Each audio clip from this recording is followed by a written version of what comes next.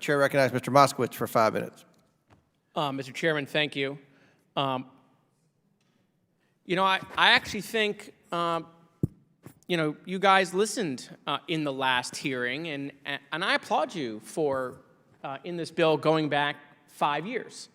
I think that we can now find out what the Messiah Donald Trump did in 2019 when he reached out to Twitter to limit free speech when he was called a PAB, which we heard in the last meeting, that got under his orange skin. So we can find out now exactly who he called. Not only did who he called, and maybe it wasn't the president, but did Jared call someone at Twitter? If it wasn't Jared, who in the administration reached out to Twitter to take down free speech because he was called a name that he disagreed with? And was that the only instance in which that happened in 2019? Did it happen in 2020?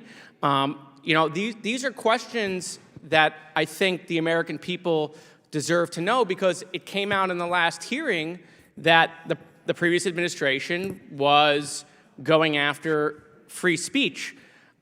Additionally, Mr. Chairman, it's come out not just with Twitter, but it's come out that Donald Trump had White House staff call the Disney Corporation to try and censor Jimmy Kimmel because the former president didn't like his jokes.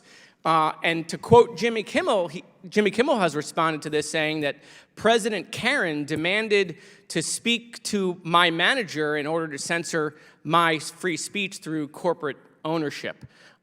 Additionally, not dealing with government censorship, but it's also come out, Mr. Chairman, that during the last campaign, Fox News provided Trump's son-in-law with confidential information about President Biden's ads and President Biden's debate strategy, trying to put their finger on the pulse of the election. And so, listen, I applaud you guys for going back 5 years, because we're going to find out that President Snowflake, through calling Twitter and calling Disney, was trying to hurt people's free speech because, it upset him. He didn't like being called names. And so you guys deserve credit that you want to get to the bottom of who did Donald Trump call, who did Jared Kushner call, who did the chiefs of staff in the Trump administration call to take down Americans' free speech, not just on social media,